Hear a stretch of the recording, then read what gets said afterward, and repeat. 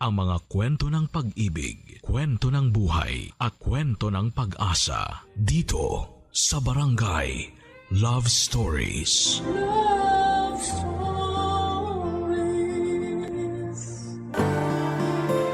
Ang buhay ay parang dagat.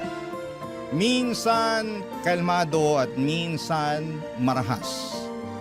Ngunit ang bawat alon nito ay may daladalang aral na magbibigay lakas at pag-asa sa bawat pagsubok na ating tatahakin. Ikaw, kabarangay, matatawag mo bang kalmado ang buhay mo ngayon? Dear Papa Dudu, ang pagkakaroon ng tapat, mabait at maaasahang kaibigan ay isang biyayang walang kapantay. Sila ang kasama natin sa bawat ngiti at luha, sa bawat pag-asa at tagumpay. At mapalad ako na nagkaroon ako ng kaibigang nagbigay sa akin ng hindi malilimutang karanasan sa buhay na hanggang ngayon ay dala-dala ko pa rin hanggang sa aking pagtanda. Tawagin niyo na lamang po ako sa pangalang Makoy, 29 at isang factory worker. Simula pagkabata ay sa tabing dagat na ako nakatira, Papa Dudut. Kaya naman ang dagat na rin mismo ang humubog sa aking pagkatao. 10 taong gulang pa lamang ako noon at sumasama na ako sa aking ama para pumalaot at manghuli ng isda. Mahirap po ang buhay namin noon. 6 kaming magkakapatid at ako ang panganay na inaasahang tumayong pangalawang magulang sa mga nakababata kong kapatid. At tanging pangingisda ang ikinabubuhay namin. Paminsan-minsan ay naglalabada ang nanay ko pero isang beses lamang ito sa isang linggo tuwing may nangangailangan ng serbisyo niya. Papadudot, maagang nawala sa akin ang kabataan ko dahil bukod sa pag-aaral, naubos din ang oras ko noon sa pagtatrabaho. Mas lumala pa nga ang estado ng buhay namin noong nagkaroon ng hindi magandang pangyayari sa pamilya namin na mas sumubok sa tatag ko bilang panganay na anak.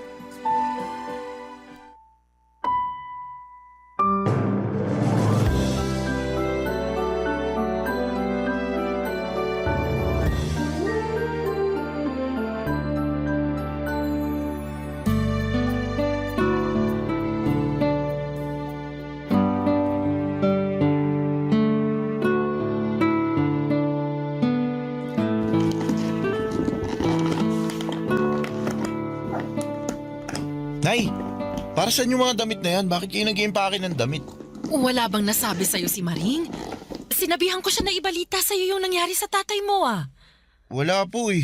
Hindi kami nakita sa palengke kanina. Ano po bang nangyari kay tatay? Itinakbo siya kanina sa ospital. Na-stroke habang naglilinis ng bangka.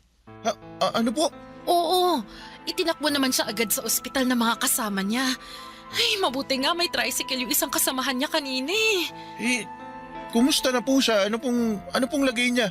Nasaan po siya ngayon? Ayun, nasa ospital pa rin siya. Naku, sa awa ng Diyos, maayos na yung lagay niya. Kaya nga ako sumaglit rito para kumuha ng gamit eh. Doon na muna kami magpapalipas ng gabi. Bakit daw po? Akala ko ba okay na siya? Inaantay pa yung resulta ng mga test niya para malaman kung nagkaroon ba siya ng komplikasyon. Sige na. Mauna na ako at baka gising ng tatay mo. Wala kasi siyang kasama doon ngayon. Sandali lang po, sasamahan ko na po kayo. Wag na anak. Walang kasama yung mga kapatid mo. Ikaw na munang bahala rito sa bahay, ha? Pumunta ka na lang sa ospital mamayang tanghali para baunan ako. Sige po, susunod po ako sa inyo mamaya.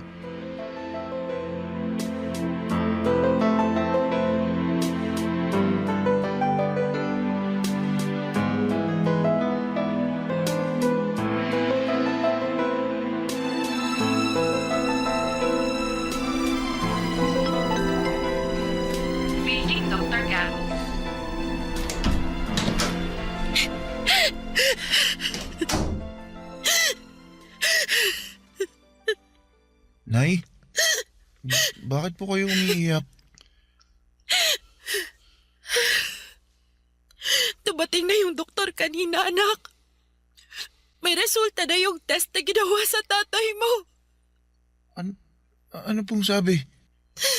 Naapektuhan daw ng stroke yung utak ng tatay mo. Paralisado ngayon yung isang bahagi ng katawan niya. Po, pero may posibilidad pa rin namang gumaling siya, di ba? Madadaan naman daw sa therapy at gamutan. Kaya lang ang problema, anak. Saan tayo huhugot ng gamot ng tatay mo? Eh kung siya lang naman ang kumikita sa pamilya natin. Problema ko nga ngayon kung saan tayo hahanap ng pambayad dito sa ospital eh. Baka pwede po tayong makahingi ng tulong kay Mayor. Wala na tayong ibang aasahan kundi ang humingi talaga ng tulong sa ibang tao. Eh, baka sakaling mapagbigyan tayo. Ay, Diyos ko! Bakit ba kasi nangyari pa sa atin to? Kung kailan magpapasokan na, tsaka pa tayo mamomroblema ng ganito. Titigil na lang po muna ako pansamantala sa pag-aaral para makabawas sa gastusin. Kung gusto niyo po, total, tapos na ako sa high school. Pwede naman na po ako magtrabaho. Sigurado ka ba dyan, anak? Hindi mo ba gustong pumasok sa kolehiyo? Kahit naman po gustuhin ko, wala rin naman po tayo magagawa kasi wala din naman tayong pera para makapag-aral ako sa college eh. Mas mabuti na po to. Ako na lang po muna yung kakayod habang nagpapagaling si tatay.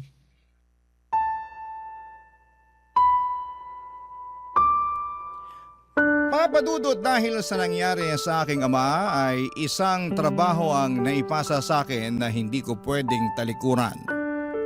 At yon ay ang magpakaama sa mga kapatid ko. Iba't ibang uri ng trabaho ang pinasok ko para lamang makapaglaan ng pera para sa pamilya namin. 2:00 pa lamang ng madaling araw ay bumabangon na ako para sumama sa mga grupo ng mangingisda na pumapalaot ng madaling araw. Pagsapit naman ng 5:00 ay umi-extra ako sa pagbubuhat ng banye-banyerang laman dagat na pinapadala sa iba't ibang palengke sa probinsya namin. Hindi pa doon natatapos ang araw ko dahil diretsyo naman ako sa palengke namin para maghanap ng mga tenderang nais magpalinis ng itinitinda nilang isda. Bago sumapit ang tanghali ay nagtutungo ako sa isang kilalang resort sa amin para naman magtrabaho bilang caretaker. At sa parehong pagkakataon ay lifeguard na rin sa lugar. Umaabot yon hanggang 7:00 ng gabi kapalit ng kakarampot na sahod na mas mababa pa sa minimum wage. Araw-araw, papadudot, ay bugbog na bugbog ang katawan ko sa trabaho pero hindi ko magawang magreklamo dahil kailangan ko itong gawin bilang ako na lamang ang inaasahan ng pamilya ko.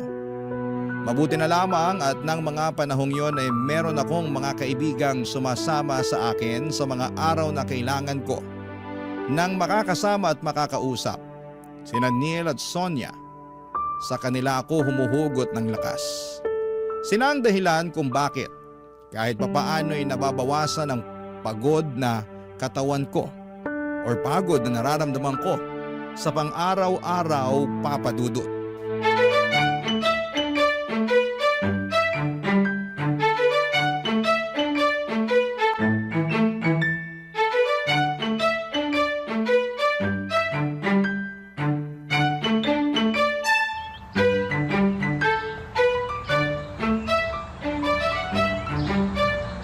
Neil, patambay muna ako rito ha. O Makoy, ikaw pala. Oo naman. Tapos ka na sa trabaho? Oo, kakatapos ko lang. Nakapagod nga eh, may nag-birthday kasi sa resort. Daming pinagawa. Lali lang sa katawan mo ha. Baka mamaya sumunod ka sa tatay mo, mababaldado ka rin dyan. Sira ulo, hindi magandang biro yan boy. Di naman ako nagbibiro. May hangganan din yung katawan mo no. Kapag yan, pinwersa mo, di talaga malabong sa ospital din ang bagsak mo. Naalagaan ko naman na maayos tong katawan ko eh. Huwag na mag-alala. Maiba tayo. Kumusta na pala yung nanay mo? May balita ka na ba sa kanya? Wala nga eh. Hanggang ngayon, di pa rin siya nagpaparamdam. Halos 2 linggo na simula nung umalis siya.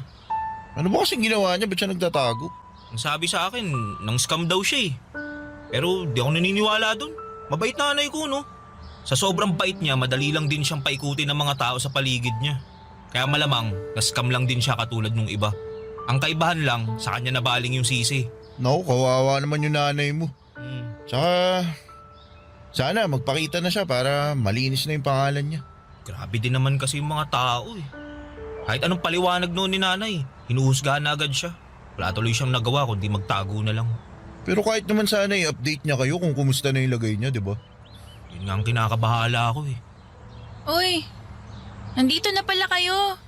Sakto, bili naman kayo ng tinda ko. Oh. Uy, Sonia, ano yan? Pastillas, masarap to, 5 pesos isa. Mahal naman yan. Labang pre-taste dyan. Pre-taste ka dyan, kakapiranggot na nga tubo ko rito eh. Dami mo talagang racket ah. Parang nung nakaraang linggo lang, inumin yung nilalako mo ah. Ganyan talaga kapag babaero yung ama tapos sugarol naman yung ina. Kailangan kumita para may pangkain. Kung wala akong gagawin, mamamatay na lang akong walang laman ng tiyan. Talagang bagay talaga tayong tatlo sa isa't isa, no? Ba't mo naman nasabi? Eh, pare-pareho tayong minala sa magulang eh. Ako, maagang naulila sa tatay tapos nawawala yung nanay. Ikaw, Makoy, baldado yung tatay, walang trabaho yung nanay. Ito naman si Sonia, pareho din ang sitwasyon. Eh, hindi naman nila ginusto yung buhay na ganito eh. Siguro, minalas lang din sila sa buhay. Eh, mas lalong hindi rin natin ginusto yung ganito, no? Alam nyo, ang ninega nyo, wala naman tayong mapapala sa pagrereklamo eh. Ano magagawa natin kung pinanganak tayong mahirap, di ba? Kung gusto nyo magbago buhay nyo, magtrabaho kayo. Mahirap na nga tayo, kinakawaan nyo pa yung sarili nyo eh. Talagang magiging masaklap talaga yung buhay nyo kung ganyan. Ano pa dapat gawin para hindi maging masaklap buhay namin? Tularan nyo ako, masaya lang kahit problemado. Fake it till you make it, di ba sabi nila? Sus, mahirap pekein ng kasiyahan lalo na kung mas nangingibabaw ang kalungkutan, no? Asus, bumanat na naman. Kung may kapalit lang sanang pera yung matatalinghagang salita na lumalabas dyan sa bibig mo, matagal ka na sanang mayaman. Sana nga ganun na lang kadali ang buhay eh. E di sana lahat tayo masaya. Alam nyo, imbis na magmukmuk kayong dalawa dyan, tulungan nyo na lang kaya akong ibenta tong mga pastillas ko. Tara na, para naman may ambag kayo sa buhay ko. Pas, uwi na ako. Pagod na talaga ako eh. Bawi na lang ako sa susunod. Ikaw, Neil, sumama na ako. Sige na nga. Basta bigyan mo akong pre-taste mamaya, ah. Ito, pakaburaot mo. O siya, mauna na ako ha. Enjoy kayo sa pagbebenta ng pagkamahal-mahal na pastillas ni Sonia. Daan ako sa bahay niyo mamaya, bebentahan ko nanay mo. Sa susunod na, wala kami pera. Simula elementary ay magkakaibigan na talaga kami nila Neil at Sonia Papadudut. Una ko naging kaibigan si Neil dahil magkapitbahay lang kami noon. Wala gaano ang kalaro si Neil noong mga bata pa lamang kami. Siya kasi yung tipo ng bata na lalampa-lampa. Mabilis siyang hingalin at lagi siyang nadadapa kapag naglalaro kami ng habulan. Mahina siya pagdating sa mga trabahong nangangailangan ng pisikal na lakas. Pero sa kabila noon ay bumawi naman siya sa pagiging matalino. Consistent honor student siya noon, kaya naman siya ang lagi naming takbuhan pagdating sa mga assignments and projects namin dati. Samantala ay naging kaibigan naman namin si Sonia noong lumipat siya sa lugar namin. Bigla na lamang niyang isinali ang sarili niya sa pagkakaibigan namin ni Neil nang walang dahilan. Kung nasaan kami ay lagi siyang nakabuntot hanggang sa nasanay na lang din kami na lagi namin siyang kasakasama. Hanggang sa pagtanda namin ay nanatiling matatag ang pagkakaibigan na nabuo sa pagitan naming tatlo. Taon pa nga ang lumipas, ilang pagsubok man ang dumaan sa amin, ay lagi namin kasama ang bawat isa. Sabi nga namin hanggat nasa likod namin ang isa't isa ay walang problema ang magpapataob sa amin. Hanggang sa halos sabay-sabay kaming tinambakan ng problema. Papadudot na muntik nang ikasira ng aming pagsasama.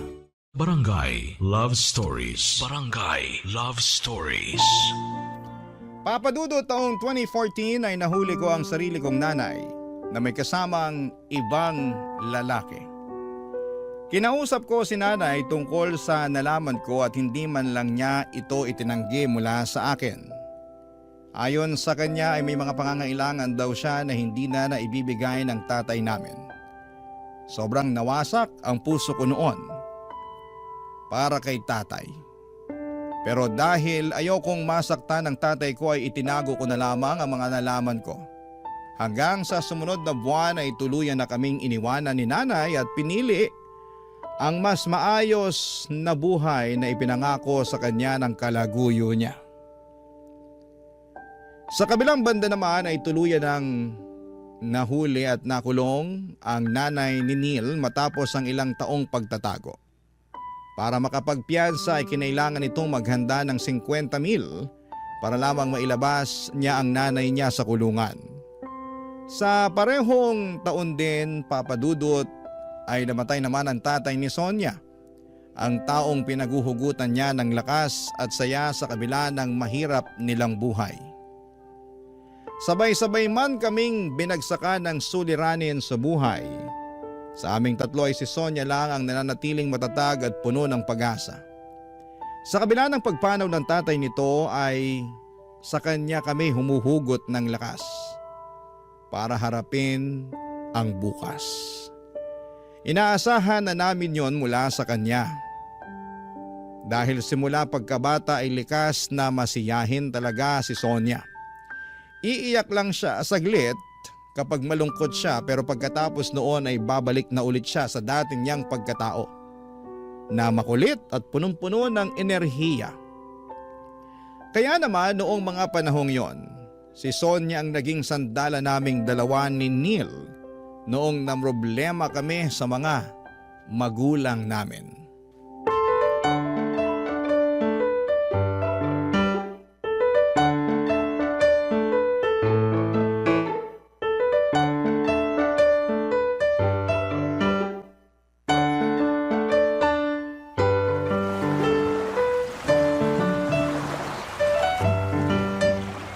Bakit mo ba kasi kami gusto makausap?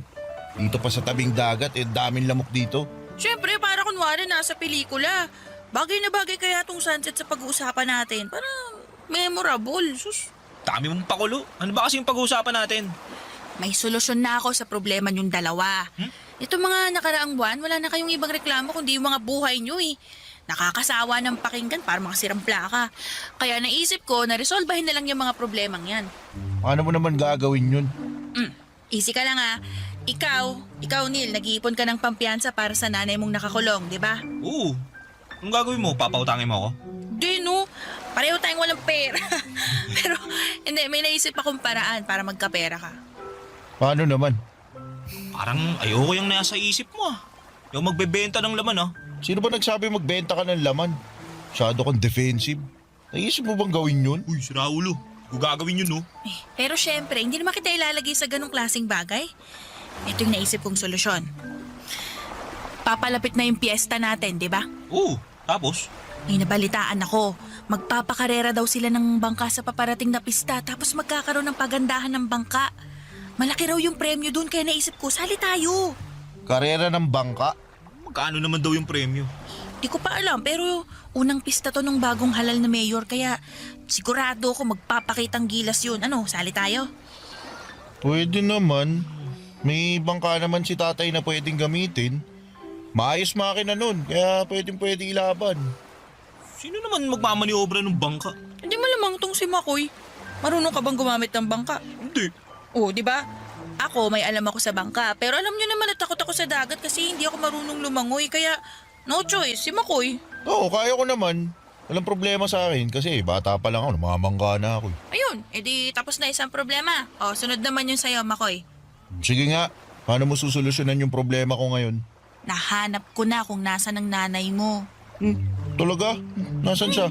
Nandun, sa kabilang bayan. Teka, paano mo naman nalaman yan? Anong ginagawa mo doon sa kabilang bayan? May mga suki ako doon ng mga binibenta kong pagkain, di ba? Mabalik tayo sa sinasabi ko.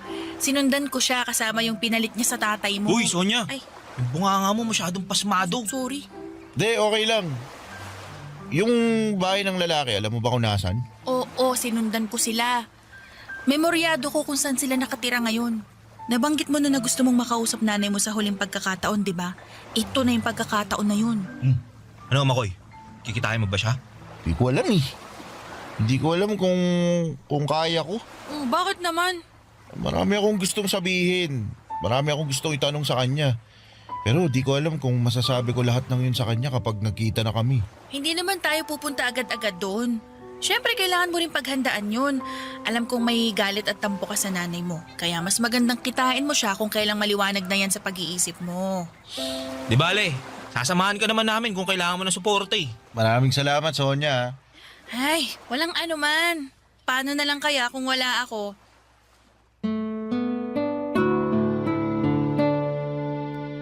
Mula sa udyok ni Sonia ay sumali kaming tatlo sa paligsahan at tinutukoy niya. Gamit ang bangka ni tatay ay sinimulan naming mag-isip ng magandang idedesenyo mula doon. Yun na rin ang plano naming isali sa karera dahil sa aming tatlo ay ako lang naman ang marunong mag-operate ng bangka na di motor. Sina Neil at Sonia naman ay natoka sa pagdidesign ng bangka gamit ang talento ni Neil sa pagdodrawing. Sa mga sumunod na linggo bago ang pista sa lugar namin ay sinimulan ng guhitan nila Neil ang bangka ni tatay. Kapag walang masyadong tao sa resort na pinagtatrabahuhan ko ay patakas naman akong nag-iensanyo sa pagdadrive ng bangka para sa karera. Kasabay noon ay patuloy ang paghimok sa akin ni Sonia na kitain ko na ang nanay ko para makausap siya. Pero nang mga panahong yon ay hindi ko pa alam kung ano ang sasabihin ko sa nanay ko kapag nagkita ulit kami. Wala pa akong sapat ng lakas ng loob noon para masabi ko sa kanya ang mga gusto kong sabihin. Kaya pansamantala ko na lamang muna itong sinantabi at itinuong ko na lamang ang atensyon at oras ko sa paligsahan na sasalihan namin. Pero hindi rin naman nagtagal ang paghihintay ni Sonia dahil bago ang patimpalak. Nag-decide ako makipagkita na sa nanay ko, Papa Dudut. Kasama sina Neil at Sonia ay pinuntahan namin si nanay sa kabilang bayan kung saan siya nakatira kasama ang bago niyang kinakasama.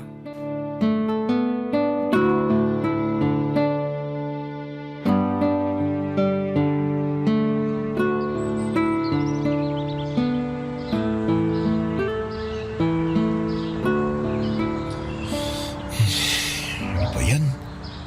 Parang kinakabahan ako ah. Makoy, mag-iisang oras na tayo nagtatago rito ah.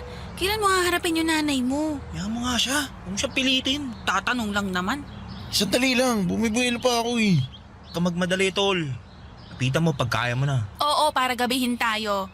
Mas mahal ang pamasahe ng tricycle kapag gabi ha. Ito na. Pupuntahan ko na. Galingan mo ha. Talaga, Sonia. Bakit? Excited lang naman ako eh. Diyan lang kayo ah. Tayo niyo ako. Andito lang kami ha. Don't you worry.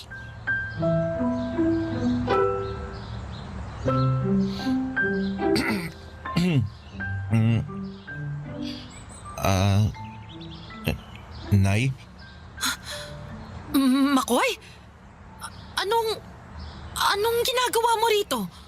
Sandali, paano mo nalaman na nandito ako? Hindi na po yun mahalaga. Nagpunta po ako rito para makausap po kayo. Ano yun? May nangyari bang masama? May nangyari ba sa tatay mo? Wala po.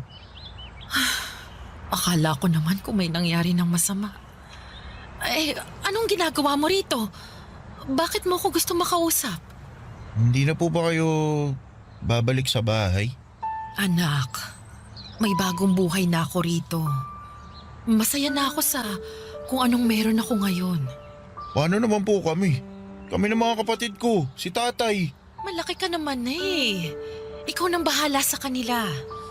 Daya nyo naman po eh. Tinakasan nyo yung responsibilidad nyo sa amin. Di nyo man lang inisip na kailangan ko rin ng magulang. Kasama mo naman ang tatay mo eh. Pero iba pa rin po yung kumpletong pamilya. Kung sa tingin nyo matanda na ako at kaya ko na po lahat, nagkakamali po kayo. Kailangan ko po ng nanay. Kaya maawa na po kayo. Bumalik na kayo. Pasensya ka na anak. Pero hindi na mangyayari ang gusto mo. Hindi na ako babalik sa dating buhay natin. Ano, ganun na lang yun? Tatalikuran nyo na lang kami basta-basta? Pasensya ka na talaga. Nangako ako sa mga kapatid ko na ibabalik kita. Miss ka na namin, Nay. Ako rin. Pero hindi ko na kaya yung buhay na meron tayo dun, anak. Hindi ganong klase ng buhay ang inaasahan ko. Akala ko po ba walang ina makakatiis sa mga anak nila? Pero bakit kayo natitiis nyo kami? Sige, magalit ka na sa akin. Tatanggapin ko yon. Kahit isumpa mo na ako, pero pasensya na talaga, anak. Hindi na ako babalik sa bahay.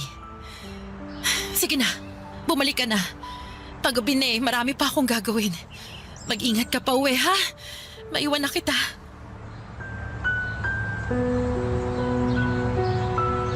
Oh, Makoy, musta?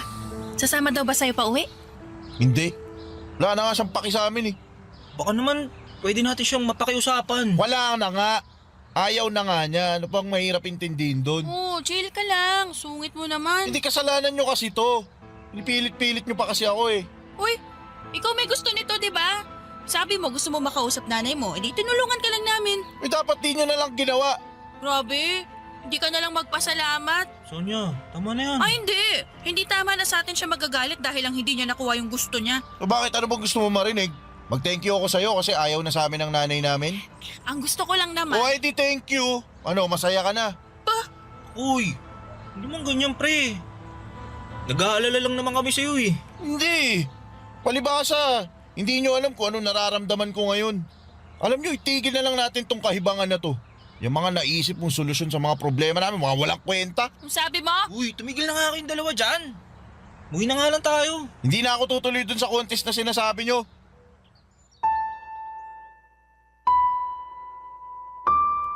Aaminin ko, Papa Dudut, kaya ko nagawa ang bagay na yon noon ay naiinggit ako kay Neil dahil may nanay pa siyang makakasama.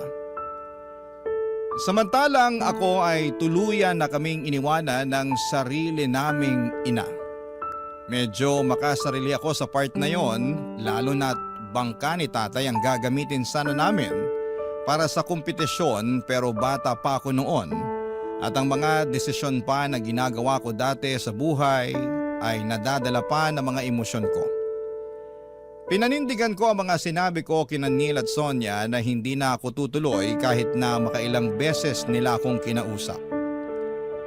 Buo na ang desisyon ko noon na nagsimula lang dahil sa inggit at galit sa sarili kong nanay. Kahit wala ako ay nagpatuloy pa rin sina Neil at Sonia sa plano nila. Nakahiram sila ng isang lumang bangka sa isa sa mga kapitbahay namin. Yun ang pinaayos nila at sinimulang disenyuhan. Dahil hindi naman marunong gumamit ng bangka si Neil, si Sonia na ang nag-volunteer na sumali sa karera kahit na hindi siya marunong lumangoy at takot siya sa dagat. Araw-araw tuwing nasa resort ako at nagtatrabaho ay nakikita ko kung gaano kasigasig ang dalawa sa pag-iinsayo. Gusto ko mang bumalik sana at tulungan sila, pero noong mga panahong yon, masyado pa akong nilalamon ng galit dahil sa sitwasyon ko, kaya hinayaan ko na lamang sila at nagpakapagod na lamang ako sa pagtatrabaho para sa sarili ko. Pero Papa Dudut, isang linggo bago ang kompetisyon ay isang masamang balita ang gumimbal sa lugar namin. Barangay Love Stories. Barangay Love Stories. Papa Dudut, nasa palengke ako noon at abala sa paglilinis ng isda noong narinig ko ang usapan ng mga tendera sa paligid ko. Naaawa daw sila dahil kamamatay lang ni Mang Nestor ay sumunod ding namatay ang dalaga niyang anak. Pagkarinig ko sa pangalang yon ay biglang kumabog ang dibdib ko dahil Nestor ang pangalan ng tatay ni Sonia. Agad kong tinext si Neil para makibalita sa kanya, ngunit hindi siya nag-reply sa mga text ko.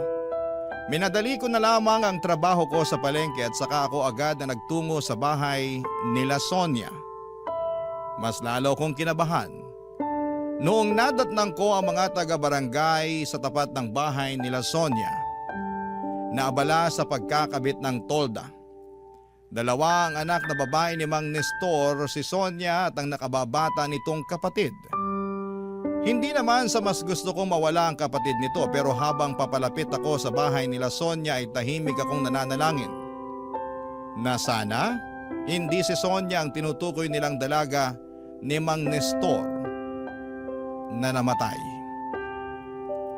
Bago pa man ako makarating sa gate nila Sonia ay nanlumo ako nang nakita ko si Neil na nakatayo sa tabi ng pader at puno ng luha ang kanyang mga mata. Hindi ko pa man nakukumpirma ay alam ko na ng mga oras na yon na si Sonia nga ang tinutukoy nilang namatay, Papa Dudut.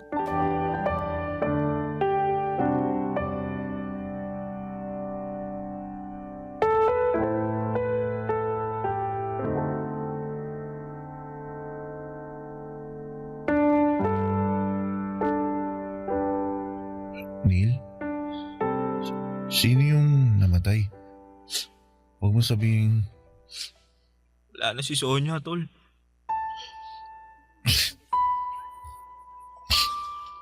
Sonia? Si Sonia? Anong... Bakit? Bakit? Anong nangyari sa kanya? Nag-iensayo siya para sa karera ng bangka eh. Sinabi ko naman sa kanya na wag nang tumuloy.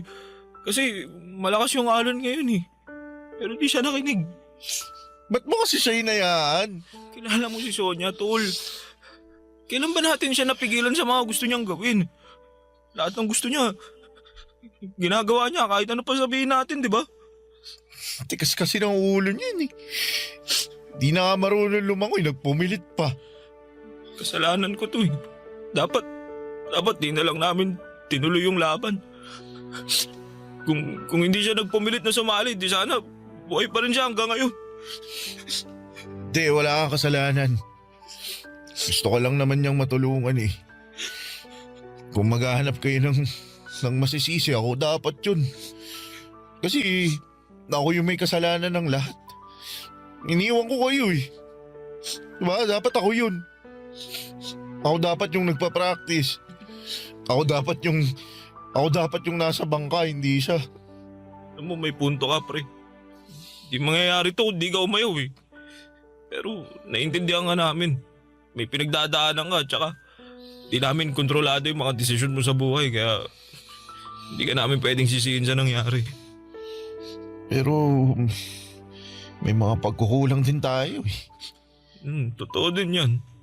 Namatay siya dahil sa kagustuhan niyang makatulong sa atin. Pero nung siya na yung nangailangan, wala tayong nagawa. Sana nga, panaginip na lang to lahat eh. Tol, di ko ma-imagine, tol. Ang hirap paniwalaan na wala na si Sonia. Sobrang bata pa niya para mamatay. Hindi mo talaga masasabi kung ano mangyayari sa buhay natin eh. Teka, nandito na ba siya? Wala, nasa punerarya pa. Gumagawa pa ng paraan yung mga kamag-anak niya para makabili ng damit tsaka kabahong na gagamitin kay Sonia. Gusto ko siyang puntahan. Gusto ko siyang bantayan at samahan habang, alam mo yun, habang di pa siya nauuwi. Yun nga rin sana plano ko eh. Doon ako papunta ngayon. Tara, gusto ko magpaalam sa kanya sa huling pagkakataon.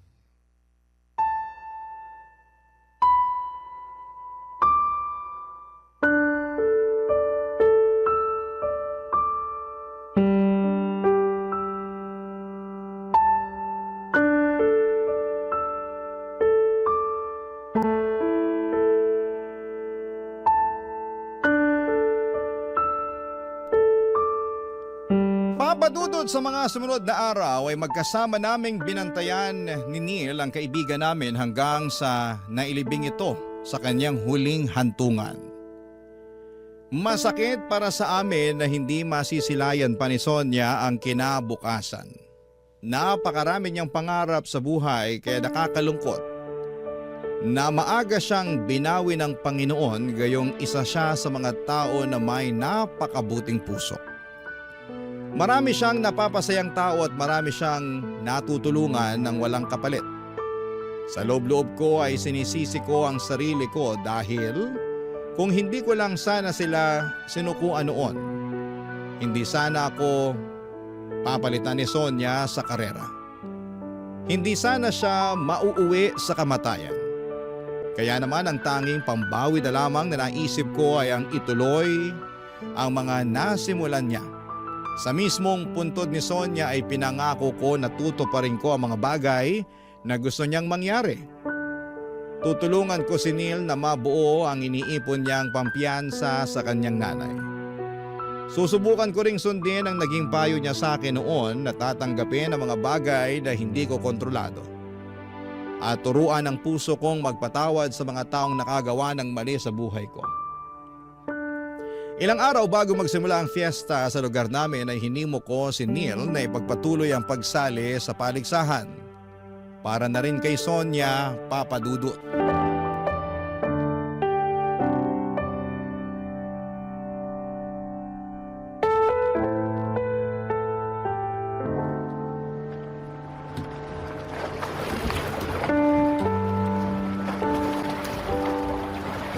Pasensya ka na, Nila.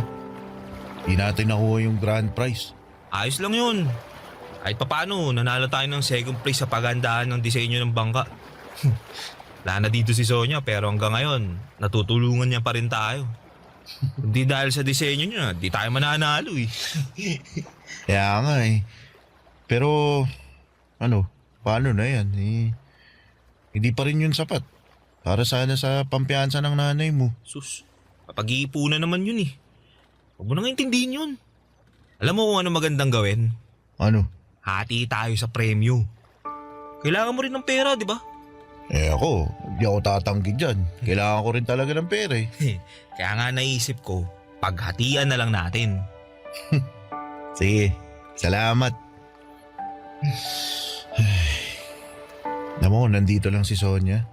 Sigurado ako, puro reklamo aabutin nating dalawa mula dun. Nako, yung pa. Hindi tumatanggap ng pagkatalo yun. Baka awayin pa nga nun yung judge kasi hindi pinanalo yung design niya. Alam mo, nakakamiss talaga yung babaeng yun. Kung makakausap mo si Sonia ngayon, anong gusto mong sabihin sa kanya? Ngayon, marami. Gusto kong magpasalamat sa kanya kasi lagi niya akong pinaprangka sa mga bagay-bagay. Lagi niya akong pinapaalalahanan na may dulot na pag-asa yung bawat araw. Gusto ko siyang pasalamatan sa mga araw na tulad nito. Tuwing malungkot tayo, dismayado, lagi siyang nandyan para pagaanin yung loob natin eh. Ako, gusto kong humingi ng tawad sa kanya. Bakit naman? Hindi kasi pakiramdam ko, nadismay ako siya eh. Ewan ko ba, parang sinira ko yung pagkakaibigan natin dahil lang sa nagpadala ako sa nangyari sa problema sa pamilya namin. Wala naman nasirang pagkakaibigan. Alam mo, katunayan nga si Sonia pa nagpaintindi sa akin ng pinagdadaanan mo eh. Alam niya kung paano mabuhay sa isang sirang pamilya. Kasi dati di ba naghiwalay yung mga magulang niya. Sa aming dalawa, siya mas nakakaintindi sa'yo nun.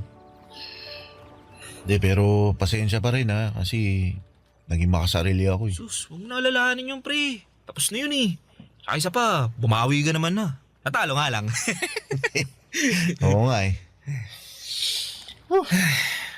Totoo nga yung sinabi mo. Magandang tumambay dito sa laot. Nakakagaan ng loob. Diba? Lalo na kapag tahimik yung dagat. Dito rin takbuhan ko kapag gusto kong takasan yung mga problema ko eh. Masarap humiga sa bangka habang hinihili ka ng alon. Tapos pinagmamasdan mo yung kalangitan. Salamat Makoy. Lion. Di, salamat kasi naging kaibigan kita. Kayo ni Sonia. Salamat na dumating kayong dalawa sa buhay ko. Ako rin. Pinagpapasalamat ko rin ang bagay na yan. Papa Dudut, wala na akong masyadong rekoleksyon pa sa mga sumunod na nangyari pagkatapos ng nangyaring paligsahan. Basta ang nanatili sa utak ko noon ay yung kinuha si Neil ng kanyang tiyahin papunta sa Maynila. Simula noon ay nawala na kami ng koneksyong dalawa. Hanggang ngayon ay wala na po akong balita kay Neil kung kumusta na ang buhay niya. Pero umaasa ako na sana'y nasa maayos na siyang kalagayan at naabot na niya ang mga pangarap niya. Sa kabilang banda naman ay malayo na po sa dagat ang buhay ko ngayon. Noong namatay ang tatay ko ay nagkanya-kanya na kaming magkakapatid. Nakahanap ako ng trabaho sa isang factory dito sa Maynila. Dito na rin po ako nakakilala ng babaeng napangasawa ko. Sa ngayon ay meron na po kaming 2 anak at hindi man sagana sa pera pero masasabi kong meron naman kaming maayos at matiwasay na pamumuhay kung saan ay hindi na triple ang pagod para lamang makaraos sa pang-araw-araw. Paminsan-minsan ay nagbabalik tanaw po ako sa mga karanasang pinagdaanan ko noong kabataan ko at kasama na doon ang mga kaibigan kong sina Sonia at si Neil. Hanggang ngayon ay dala-dala ko pa rin ang mga aral na natutunan ko mula sa kanila na kapag malakas ang alon, yon ang panahong sinusubok tayo ng problema.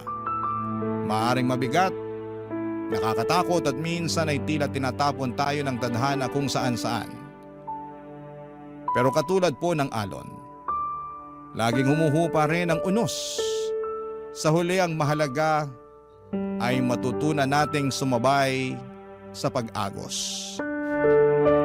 Hindi natin kayang pigilan ang mga alon pero kaya nating matutong lumangoy, magtiwala sa sarili at manatiling nakatindig sa gitna ng hampas ng buhay. Hanggang dito na lamang po ang kwento ko at maraming salamat po sa pagbibigay ng oras sa storya ng aking buhay. Ang inyong forever kapuso at kabarangay, Makoy. Anong say mo sa Barangay Love Stories na ito? Pagkwentuhan natin sa comment section yan. Ang mga kwento ng pag-ibig, kwento ng buhay at kwento ng pag-asa dito sa Barangay Love Stories. Love Stories.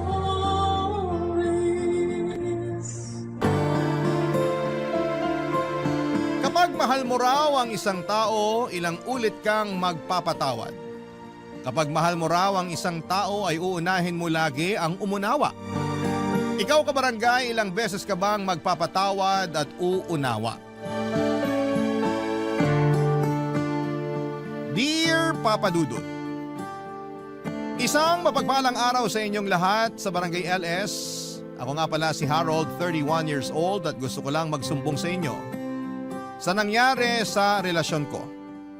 May nakarelasyon ako na mas matanda sa akin ng 5 taon, siya si Leia.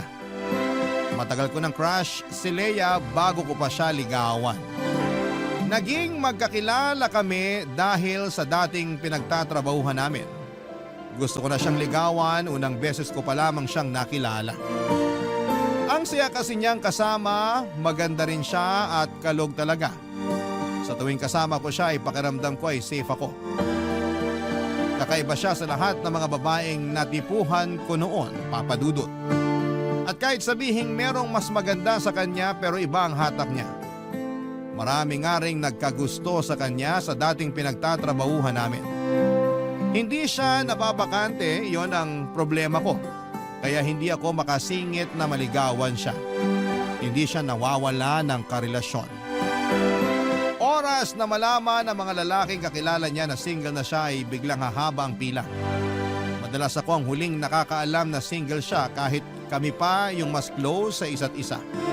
Kaya madalas ako yung napag-iiwanan. Saka natatakot din akong ligawan siya dahil baka i-reject niya ako. Lalo't 5 taon ang tanda niya sa akin. Gayunpaman kapag tadhana na ang gumawa ng paraan para mapansin ka ng taong gusto mo, wala na silang laban kahit sino pa ang iharap mo. Sa wakas, nung natapos na ang relasyon niya, ako naman ang unang nakaalam na single siya. Niligawan ko siya at pinagbigyan niya ako. Maswerte pa nga dahil inaya niya akong mag-live-in dahil wala na rin siyang kasama sa apartment niya. Pumayag ako, Papa Dudut. Pagkakataon ko na yon para ipakita sa kanya na ako ang karapat-dapat para sa kanya.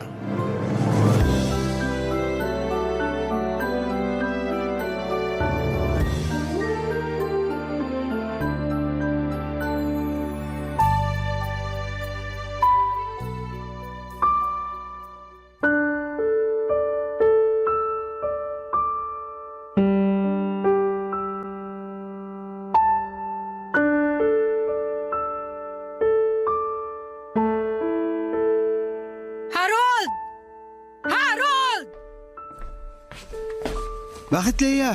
Ano yun? Kanina pa kita hinahanap. Ilang beses kitang tinatawagan sa messenger mo, hindi ka sumasagot. Nasa kwarto natin yung cellphone ko. Iniwan ko ron kasi binababad ko yung mga damit mo para mabilis ko na lang malaban mamaya pagkatapos kong mamalengke. Dapat kasi kahapon mo pa binabad yung damit ko eh. Ayan! Nagmamadali ka na naman sa mga gawaing bahay ngayon. Sorry na po. Kahapon kasi nilinisan ko yung kwarto natin. Isa pa yan. Dapat nung isang araw ka pa naglinis ng kwarto natin. Ilang beses ko nang sinabi sa'yo na hindi ko na gusto yung amoy ng kwarto. Pero hindi ka nakikinig. Sorry talaga. Pero ngayon malinis na. Nag-spray pa ako ng Fabcon sa kama natin para mabango.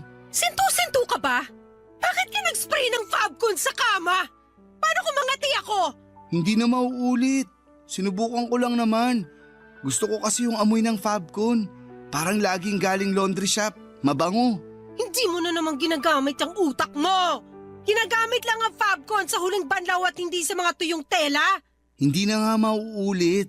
Buti sinabi mo yan. Hindi ko rin naman alam. Palitan mo yung bedsheet at yung punta natin. Ha? Ngayon na! Lahat ng inisprayan mo ng Fabcon. Ayoko magpantal-pantal dahil sa katangahan mo. Masusunod, ma'am. Ma'am? Nangiinsulto ka ba? Uy, hindi ah. Ganyan lang ang tawag sa mga misis na mga under the saya na mister. Eh di nangiinsulto ka nga. Feeling mo inaabuso kita? Ha? Ganun ba yon? Wala akong sinabing ganun. Biro lang naman yun. Sige, hindi na mauulit. Dami mo talagang kapalpakan! Inaayos ko naman po. Kahapon sabi ko wag mo lagyan ng okra yung pinakbit na pinaluto ko. Pero nilagyan mo pa rin. Alam mo namang ayoko ng okra. Hiniwalay ko naman yung okra bago ko hinain sa'yo. Gusto ko lang kasi ng okra sa pinakbit. Ako lang din naman ang kumain nun. Maski na! Inutos ko sa'yo na wag lagyan kasi ayoko ng okra. Hindi ka pa rin nakinig. Oh, tinanggal mo nga yung okra bago ihain sa akin. Pero nai-imagine ko pa rin na may okra yon. Hindi nakakatuwa. Nakakawalang ganang kumain. Sa susunod, makikinig na talaga ako sa'yo. Huling beses na yun, nalalagyan ko ng okra yung pinakbit. Huwag ka rin magkakamaling bumili ng okra at itambak sa kusina, ha? Iyahampas ko talaga yun sa mukha mo. Yes, boss! Boss! Joke lang po yun. Di ba sinabi ko wag mo akong bibiruin? Akala mo inaabuso kita? Okay, hindi na. Sorry. Hindi ka marunong makinig! Walang pumapasok sa utak mo! Aray, huwag ka namang manuntok. Sakit tuloy ng braso ko. Ikaw talaga, iba ka kung maglambing. Tumatawa ka pa? Nakuha mo pang magbiro? Akala mo nakikipagbiroan ako sa'yo? Ha? Aray, teka, tama na.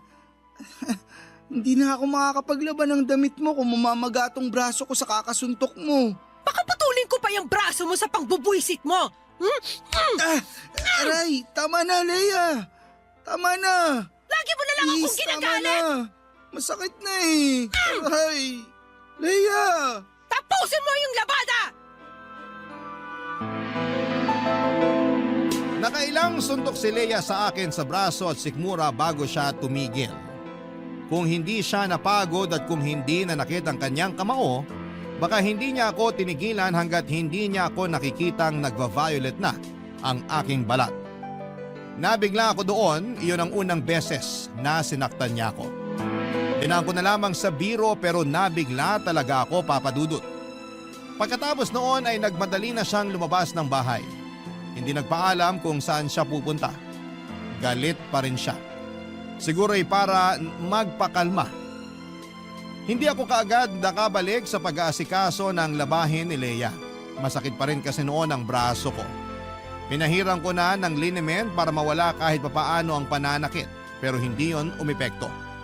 Napansin kong nagpapasana ang braso ko. Hindi ko natuloy natapos pa ang mga gawaing bahay. Palaisipan pa rin sa akin kung bakit ganon ang inastan ni Leia sa akin. Yun ang unang beses na nakita ko siya na parang naging dragon. Nung magkaibigan pa lamang kasi kami ay napaka-sweet niya at masiyahin. Kaya nga ako nahulog sa kanya. Aaminin kong natakot ako sa ginawa niya, Papa Dudut, kasi parang ibang tao ang nakita ko noon habang sinusuntok niya ako ng paulit-ulit sa braso at sikmura. Gabi na noong pinagpatuloy ko ang labahan. Nabawasan na ang sakit sa braso ko kahit papaano. Pinagpaliban ko muna ang pamamalengke dahil hindi ko kayang magbuhat ng mabibigat. Saktong natapos ko ang mga labahan nang dumating si Leia. May hawak siyang yema. Nilapitan niya ako habang inaayos ang ginamit ko sa paglalaba. Tahimik lamang ako noon at pinakikiramdaman siya.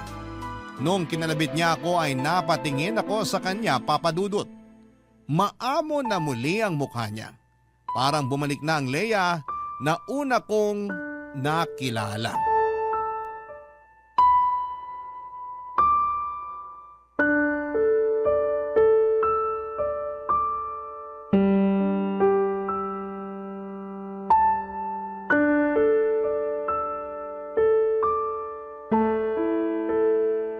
Kumain ka na ba? Hindi pa. Ikaw, Hindi pa rin. saan ka ba nagpunta kanina? Diyan lang sa tabi-tabi. Nagpawala ng galit. Sorry kung ginalit kita.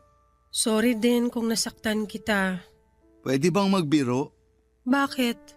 Gusto mo bang kumain ng pinakbet bukas? Ha? Kasi kulay talong na tong braso ko. Isaog na lang natin.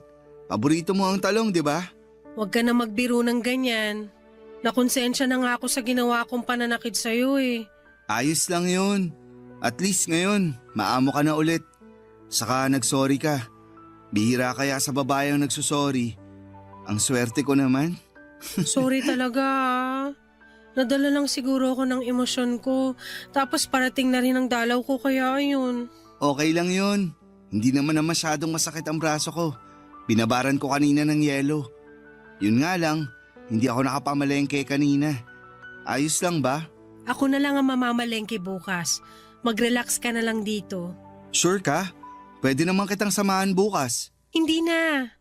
May kasalanan ako ngayon sa'yo kaya babawi na lang ako bukas. Ako nang bahala sa pamamalengke. Ako na rin ang magluluto. I-check mo ha. Baka aksidente kang makabili ng okra sa palengke. Naku, ayaw na kitang makitang magalit. Joke lang yun. Huwag ka magalit. Natroma ka na ata sa akin. Ni hindi mo na magawa magbiro. Kasi naman, kakatapos lang nung pananakit mo sa akin kanina. Pero bukas, okay na ako. Hindi na mauulit yung pananakit ko sa'yo, promise. Last na yun. Natuto na ako. Alam ko naman na nabigla ka lang talaga. Marami rin naman kasi akong kapalpakan na ginawa eh. Kaya gets kita. Kahit na. Mali pa rin ang manakit. Nakuha ko kasi ito sa mga magulang ko eh. Hindi ko alam yan ah. Ano bang nangyari dati? Laging nagbubugbugan sina mama at papa noon. Nakikita namin magkakapatid yun. Tapos kapag mainit ang ulo ni mama kay papa, sa amin niya binubunton. Binubugbog kayo ng nanay niyo? Oo. Kaya nga tinakas kami ng lola ko sa kanya para iuwi sa probinsya. Nadyaryo pa nga kami dati. Kaya naman pala, ang hirap ng pinagdaanan mo. Kaya siguro yung mga karelasyon ko dati, nanawa sa kakabugbog ko sa kanila. Kaya nila ako iniwan. Teka, binugbog mo rin mga ex mo? Kasi galit ako sa kanila. Kahit sa mga konting pagkakamali nila, nawawalan ako ng pasensya. Ang bilis uminit ng ulo ko. Ang bilis lang manakit ng kamay ko. Hindi ko rin alam yan. Pero sana, huli na tong pangbubugbog na ginawa mo sa akin ha. Kasi hindi to tama. Alam ko. Kaya nga nagsusorry ako ngayon. Aware na ako sa pagkakamali ko sa mga dating karelasyon ko. Hindi ko na yun uulitin sa'yo. Maswerte ako kung ganun nga. At maswerte ka dahil may peace offering ako sa'yo ngayon. Anong peace offering naman yan? Yema! Paborito ko to. Ito kasi madalas ang binibigay ni mama sa amin pag nagsusorry siya. Pagkatapos niya kaming bugbugin. Nilagay ni Leia ang yema sa palad ko at saka ako niyakap. Doon ay sinabayan niya ng iyak habang nagsusorry. Kahit ako ay nanghina sa iyak niya, Papa Dudut. Nakaramdam ako ng awa sa kanya at hindi ko ma-imagine kung gaano kasakit ang pinagdaanan niya sa kamay ng mga magulang niya, lalo na sa kanyang ina. Hindi dapat sinasaktan ng bata. Mabilis ko lang napatawad si Leia at pagkatapos noon ay nanumbalik na muli ang masaya naming relasyon. Umorder na lamang siya ng dinner namin at sabay namin yung kinain habang nanonood ng TV. Hindi ko pa rin kinakain ang yemang binigay niya at gusto ko lang kasing merong paalala na kailangan kong protektahan si Leia mula sa trauma niya. Pero pinilit niya akong kainin yon sa palambing na paraan at kinain ko naman. Nakita kong masaya siya nung ginawa ko yon at hinalikan ko siya. Naging okay na talaga ang lahat. Kabaliktaran sa nakalakhang pamilya ni Leia ay masaya at mapagmahalang pamilyang nakagisnan ko, Papa Dudut. Wala akong naging problema sa pagpapalaki at pag-aaruga sa akin ng mga magulang ko. Sa mga magulang ko rin natutunan kung paano ang tamang pagmamahal. Bata pa lamang ako, ang expressive na nila sa mga nararamdaman nila para sa isa't isa. Lagi naming nakikitang magkakapatid na magkayakap at nagsasabihan ng I love you sa isa't isang mga magulang ko. Pinakita nila yon sa amin para malaman namin sa murang edad na dapat ay ganon ang trato kapag nakahanap ka ng taong mamahalin. Nakita ko rin sa mga magulang ko kung paano nila suportahan ang isa't isa, Papa Dudut, kahit may mga pagkakaiba sila at may mga pagsubok na pinagdaraanan. Kaya yun ang plano kong gayahin sa relasyon namin ni Leia. Ipapakita ko sa kanya kung paano ang tamang pagmamahal para tuluyan na niyang makalimutan ang kanyang masalimuot at nakakatakot na nakaraan noong bata pa lamang siya. Barangay Love Stories. Barangay Love Stories. Sa pagdaan ng mga araw, linggo at buwan ay hindi na naulit pa ang pananakit ni Leia sa akin. Marunong na siyang magpigil, Papa Dudut. Nasiyahan ako roon lalo't binibida niya yon ang pinakamatagal na hindi siya nanakit ng karelasyon. Siyempre proud ako dahil nakatulong ako doon. Lagi ko kasing sinusunod ang mga sinasabi niya para hindi na siya magalit pa. Natuto na akong makinig ng mabuti. Aminado kasi ako noon na minsan o madalas ay hindi ako masyadong nakikinig lalo na kapag marami akong ibang iniisip. Pero dahil nga sa huling engkwentro namin ni Leia, natuto na ako doon, Papa Dudut. Alam kong kailangan ko lamang siyang pakinggan para hindi na maulit yon. Saka lagi ko siyang sinasabihan ng mga magagandang bagay tungkol sa kanya at feeling ko ay nakaapekto yon. Turo kasi ni nanay sa akin, lagi ko raw purihin ang mga babae sa mga magagandang nakikita ko sa kanila. Nakagaganda raw yon ang mood ng babae lalo kung galing mismo sa puso ko. Yon ang tinandaan ko at yon ang ginawa ko. Nakatulong naman. Lagi nang masaya si Leia at parang nagbago ang aura niya. Mabilis nang nalumipas sa mga araw at sumapit na ang unang Pasko na magkasama kaming dalawa, Papa Dudut. Sa apartment lamang kami nag-celebrate ng Pasko para makatipid. Nagluto ako ng lumpia, spaghetti, chicken wings at macaroni salad. Nakalatag na yon sa mesa bago pa sumabit ang Noche Buena. Habang hinihintay na mag-alas 12 ng hating gabi, tinawagan ko ang mga magulang at kapatid ko para batiin sila ng Merry Christmas. Yun ang unang beses na hindi ko sila makakasama sa Pasko at aaminin kong medyo nakakaramdam ako noon ng lungkot. Natagalan nga ang usapan namin sa telepono dahil pinakita pala nila lahat ng handa nila at napakwento pa si nanay tungkol kay tatay. Hindi ko na malaya na hinahanap na pala ako ni Leia, Papa Dudut.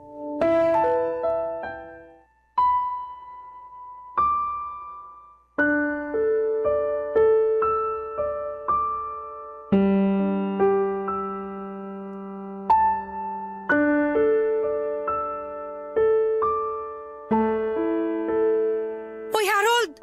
Kanina pa kita tinatawag ah. Saan ka ba nagpunta? Kanina pa kita tinatawagan pero hindi ka makontak. Lumabas kasi ako.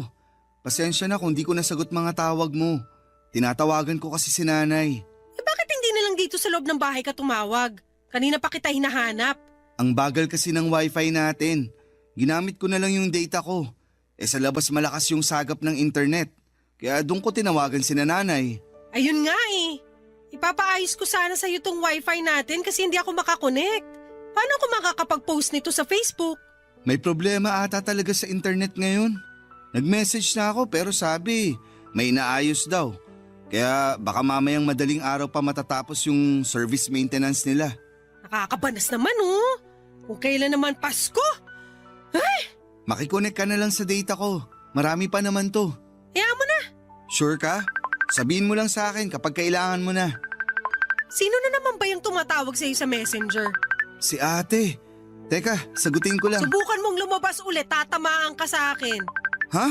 Ilang oras mo nang kausap ang pamilya mo? Paano naman ako? Iiwan mo lang ako rito sa loob ng bahay? Saglit lang naman to. Pag Noche Buena na, sa'yo na buo ang atensyon ko. Hindi. Mula sa oras na to, sa akin ang atensyon mo. Unang Pasko natin magkasama tapos babaliwalain mo lang ako. Eh di sana sumama na lang pala ako sa mga kaibigan ko para nag-inuman na lang kami. Sorry na. Unang Pasko rin kasi to na hindi ko kasama ang pamilya ko. Sumasama ang loob mo. Gusto mo doon ka na lang sa kanila. Marami ka pa namang data, di ba? Mag-book ka na ng masasakyan at umuwi ka na lang doon. Iuwi mo na lang din lahat ng handa natin. Tutal wala na akong ganang kumain. Wag namang ganyan. Gusto ko silang makasama. Pero gusto rin kitang kasama. Eh sino bang mas gusto mo makasama sa amin ng pamilya mo? Andito ako ngayon, so malamang ikaw. Eh pero panay naman ang kontak mo sa pamilya mo. Parang nagsisisi ka na magpapasko kang kasama ako. Hindi excited nga ako kasi ito ang unang Pasko natin na magkarelasyon. Huwag ka na magalit. Sige, bukas ko na lang kakausapin si ate. Nakakainis ka kasi. Imbis na mag-focus ka na lang sa akin. Hindi na po. Sa'yo na ang focus ko ngayon. Ano bang gusto mong gawin? Gusto ko, patayin mo yung cellphone mo para hindi na makatawag at makaistorbo sa iyong pamilya mo. O sige po, walang problema. Oh, ayan pinatay ko na. Kakainis ka. Sorry na po. Buo na ang atensyon ko sa'yo ngayon. Hindi na nga ako masaya sa mga niluto mong handa tapos bibusitin mo pa ako sa pagtawag mo sa pamilya mo. Ano bang problema sa niluto ko? Ang alat at ang sagi na lumpiang Shanghai. Yung spaghetti, mas anemic pa kaysa sa akin. Yung macaroni, in-overcook mo. Ha? Alam ko sakto lang yung pagkakaluto ko. Baka nanginan lang masyado. Hinayaan ko kasi nakabukas yung mga bintana. Puro ka talaga kapalpakan. Paskong Pasko pero umiinit ang ulo ko sa'yo. Wala pa namang 12:00. Mareremedyohan ko pa yan. Teka. Ang laki mong palpak! Palpak ka! Aray, Leia! Awat na! Huwag mo naman akong tadyakan! Aray! Maligayang Pasko sa'yo at sa kapalpakan mo!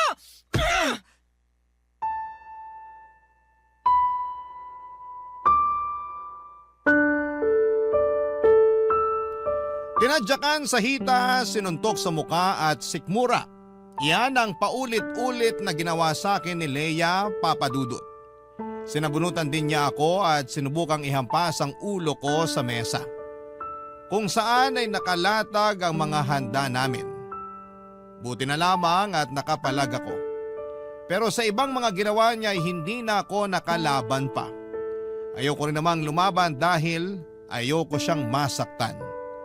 Hinayaan ko na lamang siya dahil alam ko mapapagod din siyang saktan ako, Papadudut.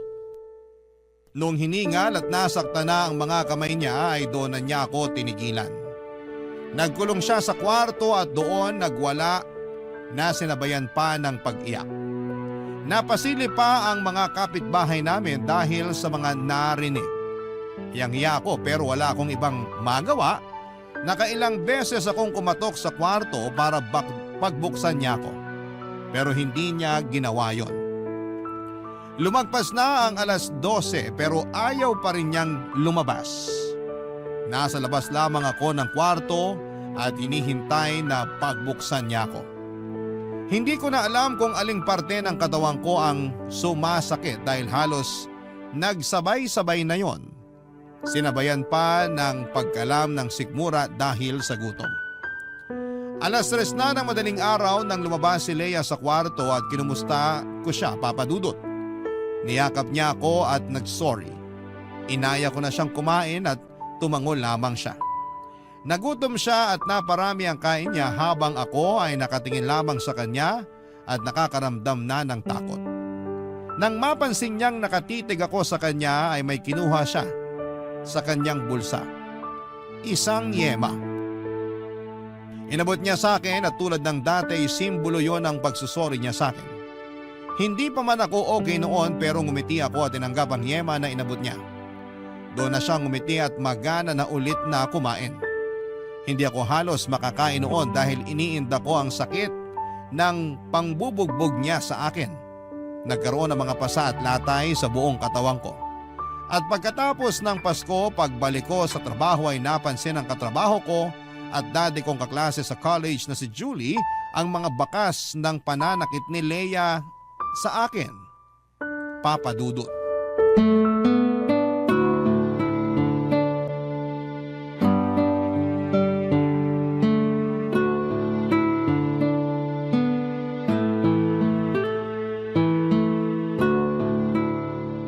Uy, Harold. Ayos ka lang? Oo naman. Merry Christmas pala. Naging merry ba talaga ang Christmas mo? Anong ibig mong sabihin? Ang fresh pa kasi ng mga galos mo. Halatang nung Noche Buena lang naganap yan. Ah, wala to. Natalsikan lang ako ng mantika nung nagpiprito ako ng chicken wings at lumpia. Napalakas yung apoy. Naparami yung mantika. Nakwento ko ba sa'yo dati na binubugbog ako ng ex-husband ko? Ha? Talaga? Wala kang naikikwento tungkol dyan. Kaya alam kong nagsisinungaling ka. Hindi kita hinuhusgahan ha. Kasi dati, takot din akong aminin yung totoo. Sinusubukan ko pa ngang protektahan ng ex-husband ko. Ayos lang naman kasi ako. Yan din ang sinabi ko. Pero alam ko sa loob-loob ko, hindi ako okay. Ano bang gusto mong sabihin ko? Sinasaktan ka ba ni Leia? Hindi to magagawa sa akin ni Leia. Gusto mo talagang isipin ko na mantika ang nanakit sa'yo? Nagkapasa ka dahil natalsikan ka ng mantika? Nahulog lang din ako sa hagdan. Nagmamadali kasi ako sa pagbaba. Ayun, nadulas ako. Ang classic. Yan ang madalas kong ginagamit na dahilan kapag nahuhulihan akong may pasa sa muka. Lagi kong sinasabi na nahulog ako sa hagdan. Kahit sa totoo, wala namang second floor ang bahay namin. Pwedeng magtanong? Ano yun? Paano ka nakatakas sa ex mo? Gusto mo na rin bang takasan at maging ex si Leia? Huwag na lang pala natin pag-usapan. Hindi. Pag-usapan natin. Pinapagaan ko lang ang sitwasyon. Huwag kang mag-alala. Mapagkakatiwalaan mo ko.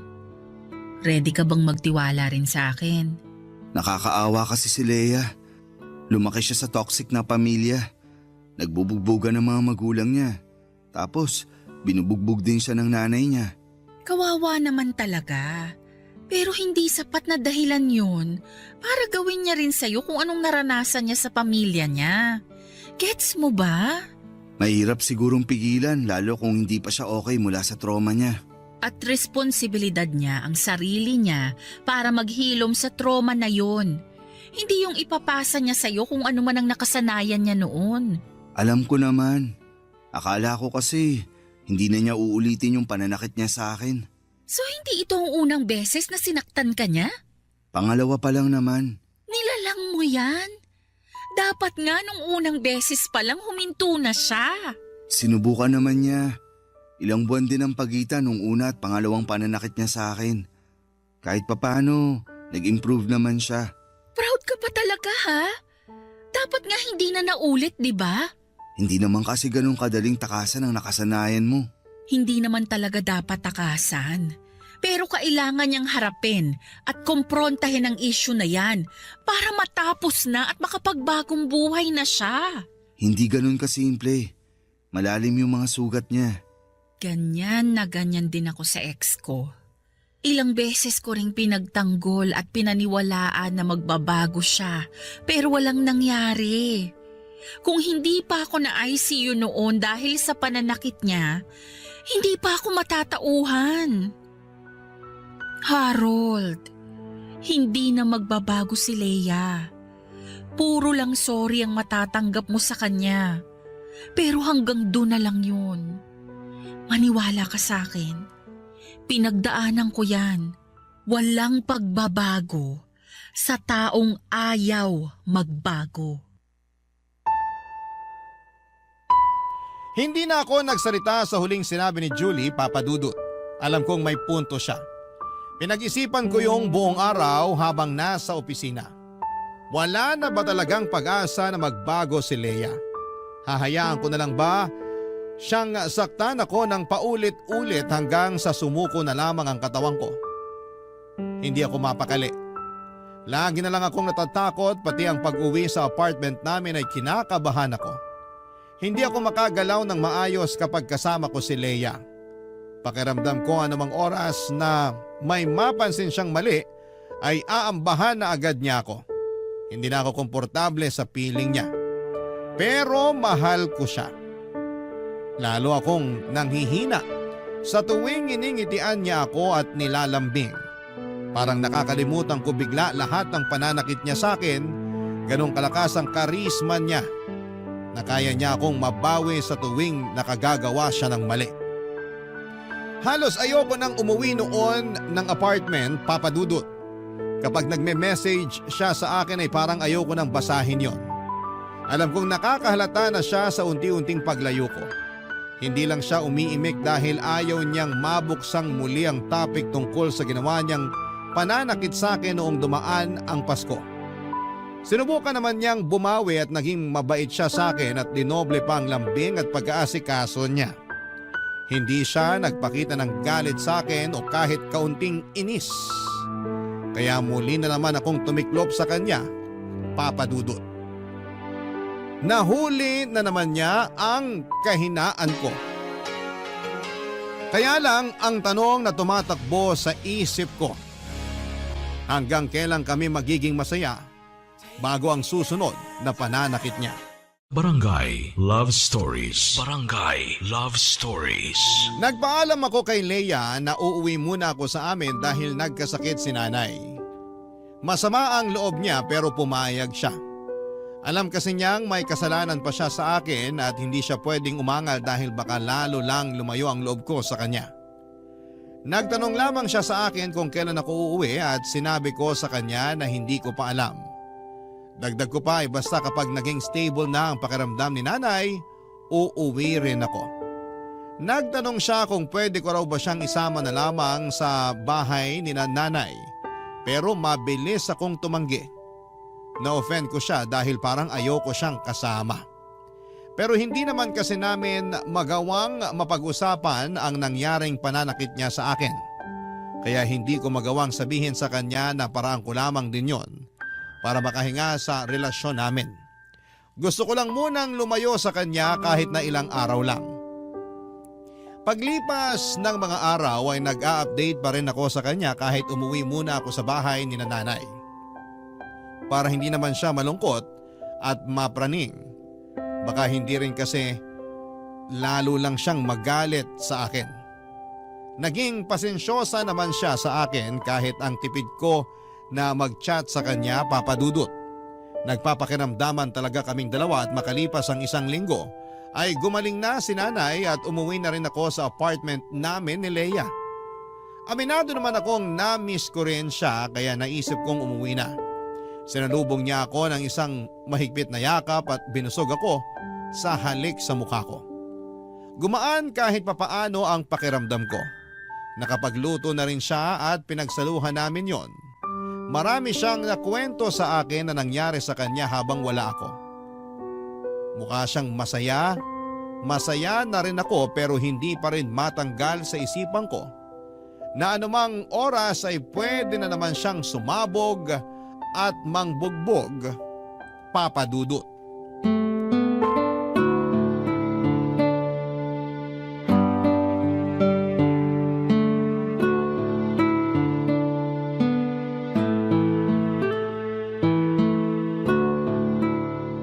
Mabuti umuwi ka na. Para ako mababaliw dito sa bahay mag-isa. Nasanay na ako na lagi kang kasama. Nakakalungkot pala kapag wala ka. Namiss kita.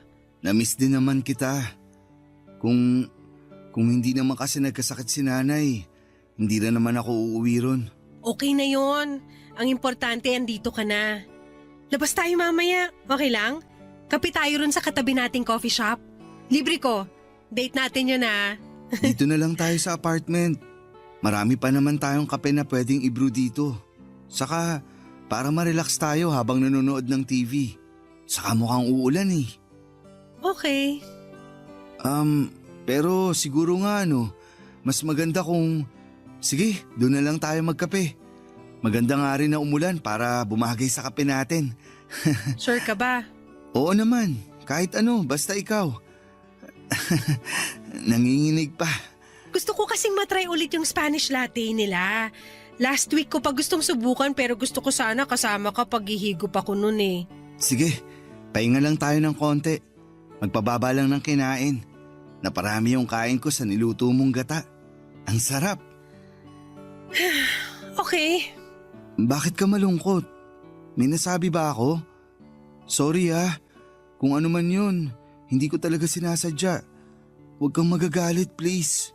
Gusto ko na kasing magkape para makapag-relax na ako. Sige, tara na. Okay na ako. Teka lang Harold, May ginawa ba ako mali? Ano yun? Basta hindi ko sinasadya. ano ba nangyayari sa'yo? May mali ba sa nangyayari sa akin? Sabihin mo lang, aayusin ko. Huwag kang magagalit please. Ayoko magalit ka. Hindi naman kasi ako galit. Nag-worry lang ako sa'yo. Huwag kang mag-worry para hindi ka na magalit. Ayos lang ako. Ayos lang talaga. Tara na, kape tayo. Mag-usap tayo. Galit ka ba? Bakit palagi mong sinasabi na galit ako? Gusto ko lang malaman para alam ko kung anong gagawin ko. Natatakot ka na ba talaga sa akin? Hindi Ayoko lang na nagagalit ka. Dahil ba to sa nangyari nung Noche Buena? Huwag na nating iwasang pag-usapan yon, Harold.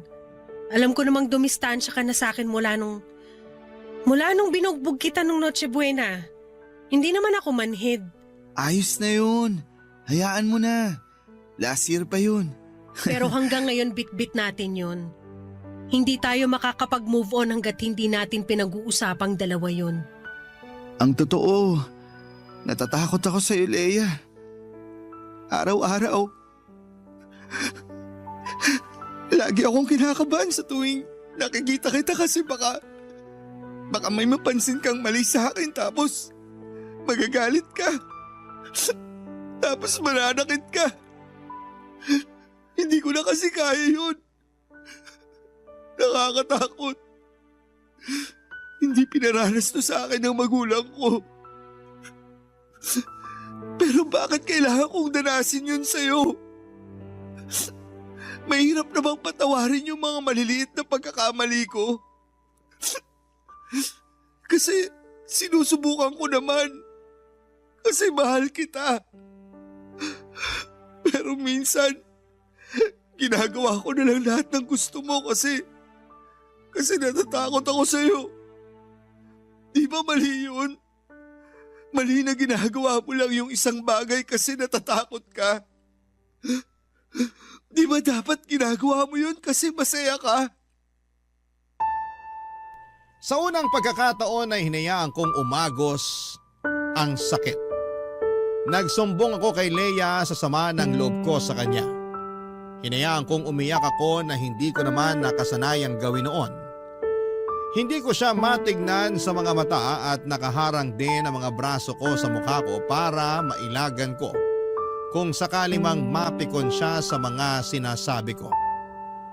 Pero hindi ko na pala kailangan ang mga braso ko para depensahan ang sarili ko dahil hindi naman ako sinaktan ni Leia. Pag-angat ko ng tingin sa kanya ay sinabayan niya ako ng iyak. Naramdaman ko ang awa niya para sa akin.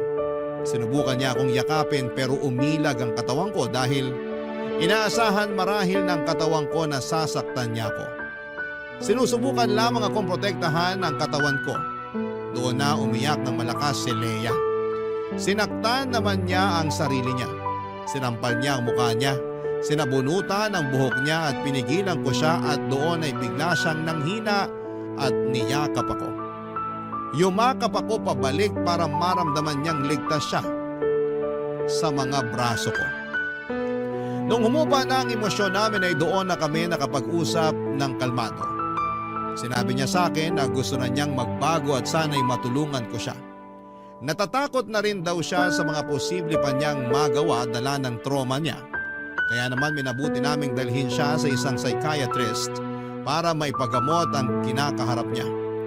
May anger issues si Leia at marami pang lumabas na ibang mga mental health issues niya. May mga nireseta na sa kanyang mga gamot na inumin at masipag naman niyang sinunod lahat ng sinabi ng doktor sa kanya. Sinikap talagang ayusin ni Leia ang mga issues niya sa sarili at mga issue niya sa nakaraan niya. Natuwa ako. Lalo't nakita kong hindi na siya palaging galit at hindi na rin nananakit. Naging kampante na akong muli sa kanya, Papa Dudut. Sinuportahan ko siya at mas minahal, lalo para magtuloy-tuloy na ang kanyang pagbabago.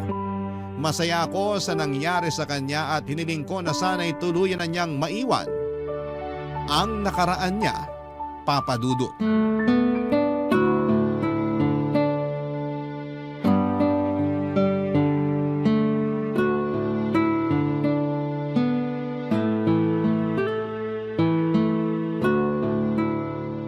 Napagod ako sa paglalakad natin kanina. Ginutom ako bigla. Ako rin. Feeling ko, kaya nating umubos ng 2 rice cooker. Laman ng rice cooker o mismong rice cooker ang kakainin natin? Isama mo na yung cord ng rice cooker. Kaya ko yun ngatain. Teka, magsasayang na ako. Umupo ka muna. Mamili ka na ng mapapanood natin. Okay lang ba sa'yo na initin ko na lang yung natirang ulam kagabi? Oo, ayos lang. Bago mapanis. Para di masayang. Pakigawa na rin ako ng sausawan ha. Toyo na may maraming kalamansi at dinurog na siling labuyo. Love you! Harold, sa weekend ba okay lang kung pumunta tayo ng Zambales? Gusto ko kasi magdagat. Nako, hindi ako pwede sa weekend. Pupunta kami ni nanay sa Quezon. Gusto raw niyang mamasyal dun sa mga pinsan niya. Ah, ganun ba? Hindi ba pwedeng sa ibang weekend na lang kayo pumunta ng Quezon ng nanay mo? Kasi last weekend kayo rin na magkasama na namasyal sa Pampanga. Baka naman pwedeng itong weekend ako naman ang kasama mo. Ako naman ang ipasyal mo. Negative.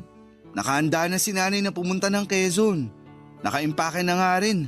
Excited na talaga siyang makipag-meet and greet sa mga pinsan niya. Ah, ganon? Bawi na lang ako sa'yo sa susunod ha. Promise, babawi ako. Huwag ka nang bumawi. Magsama na lang kayo ng nanay mo. Alam mo kung ano pa yung magandang bonding nyo? Bumalik ka sa matres niya at magstay ka doon ng 9 months. Leia, teka. May mali ba sa pagsama ko sa nanay ko? Wala!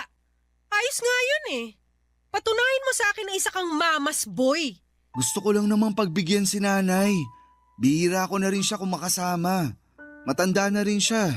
At gusto ko namang makasama siya bago, alam mo na. Bihira makasama? 2 weekend na kayo magkasama. Ano pang bihira ron? Palagi rin naman tayong magkasama, di ba? Andito ako lagi sa apartment kasama mo. Magkatabi lagi tayo matulog.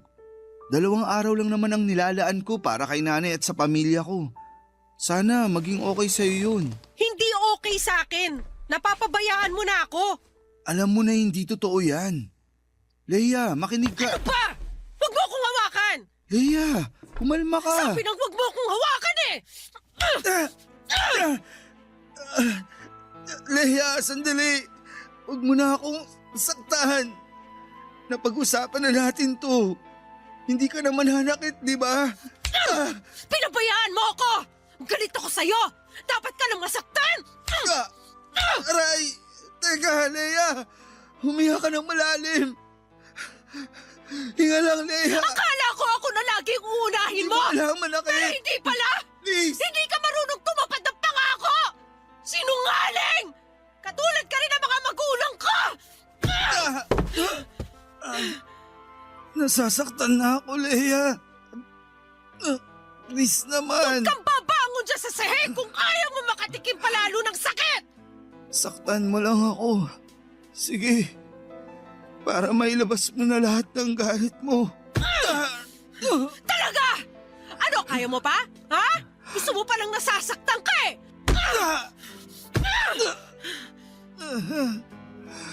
Tumigil ka lang kapag ayaw mo na. Hindi kita titigilan! Hindi kita titigilang saktan! Tandaan mo yan! Tapos na ba? Kasalanan mo to, Harold! Kung bakit kita nasaktan ulit!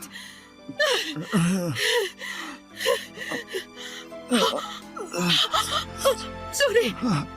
I'm sorry! Hindi ko sinasadya! Teka, kukunin ko yung yema sa ref, ha? Diyan ka lang sa sahig! Huwag ka papangon! Kakain ka ng yema! Sandali!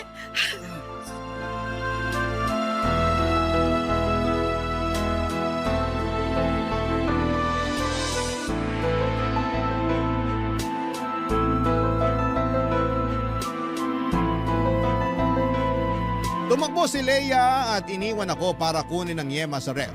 At tulad ng dati, iyon ang paraan niya para mag-sorry sa akin. Habang nasa kusina si Leia ay sinikap kong makatayo. Nilakad ko ng paika-ika ang daan papunta sa pintuan. Lumabas ako ng bahay at tinayaan kong nakabukas ang pintuan at saktong may dumaang taxi at agad ko yung pinara. Nagpahatid ako kina nanay at nabahala ang taxi driver sa akin dahil dumudugo ang ilong at labi ko. Nanlalabo na rin ang paningin ko dahil namumula na ang mga mata ko dahil sa paulit-ulit na pagsuntok ni Leia sa akin. Nagsabi ang taxi driver na ihahatid na lamang niya ako sa ospital pero pinigilan ko siya. Gusto ko na lamang makauwi kina nanay. Habang nasa biyahe ay napaiyak na lamang ako. Hindi dahil sa sakit ng pangbubugbog ni Leia sa akin, kundi dahil sa kasalanan ko mula sa kanya. Nakatakas na ako, Papa Dudut, tulad ng pagtakas ni Julie sa kanyang dating asawa. Totoo pala ang sinabi niya. Hindi na magbabago ang mga katulad ni Leia. Maswerte akong nakayanan ko pang maglakad paalis sa apartment namin ni Leia. Hindi kagaya ni Julie na hindi na nakalakad paalis sa bahay nila ng dating asawa niya at tanging ambulansya na lamang ang nagtakbo sa kanya papunta sa ospital. Pagkarating ko sa bahay, sinalubong ako ni nanay. Panayang iyak niya sa nadatnan sa akin. Hindi siya nagtanong pero niyakap niya ako at sinabing hindi na siya papayag na mangyari ulit sa akin yon. Nakauwi na ako. Nakauwi na ako mula sa mga taong totoong nagmamahal sa akin. Sa ngayon naman, Papa Dudut, ay naghilom na ang mga pasako sa katawan pero patuloy pa rin akong naghihilom mula sa trauma na inabot ko mula kay Leia. Lagi po akong binabangungod sa tuwing napapanaginipan ko kung paano akong saktan ni Leia noon. Aaminin kong nakaapekto ng malala ang ginawa ni Leia sa akin, sa aking pag-iisip at hirap akong makabangon dahil doon hanggang ngayon. Hindi rin nakatulong na patuloy siyang lumalapit sa akin para humingi ng tsansa para magkabalikan kami. Lagi siyang may dalang yema para humingi ng sorry. Hindi ko yon tinanggap. Katulad ng hindi ko pagtanggap sa mga ginawa niya sa akin noon. Aaminin kong hindi ko pa siya napatawad pero aaminin kong may pagmamahal pa rin ako para sa kanya. Isang bagay lang ang alam kong kailangan kong tanggapin at aminin. Hindi na ako babalik sa kanya at hindi ko nahahayaang maulit pa ang dati. Hanggang dito na lamang po ang kwento tungkol sa bahaging ito ng buhay ko at sana ay nakapagbigay ako sa inyo ng aral kung sakali mang may mga kabarangay na parehas ko ang pinagdadaanan. Isang mahigpit na yakap sa inyong lahat na dumaan sa mapang-abusong relasyon. Hindi kayo nag-iisa. Huwag kayong matakot, mananalo rin tayo at makakawala. Maraming salamat muli sa lahat ng mga bumubuo ng Barangay Love Stories. Ang inyong kabarangay forever, Harold. Barangay Love Stories. Barangay Love Stories. Ako, gigil na gigil talaga ako sa nangyayari sa kwento natin. O ikaw, kabarangay, kumukulo rin ba dugo mo? Pwede kang mag-iwan ng comment sa ating comment section. Nagustuhan ng iyong napakinggan? Ituloy yan via live stream sa www.gmanetwork.com/radio. Barangay LS 97.1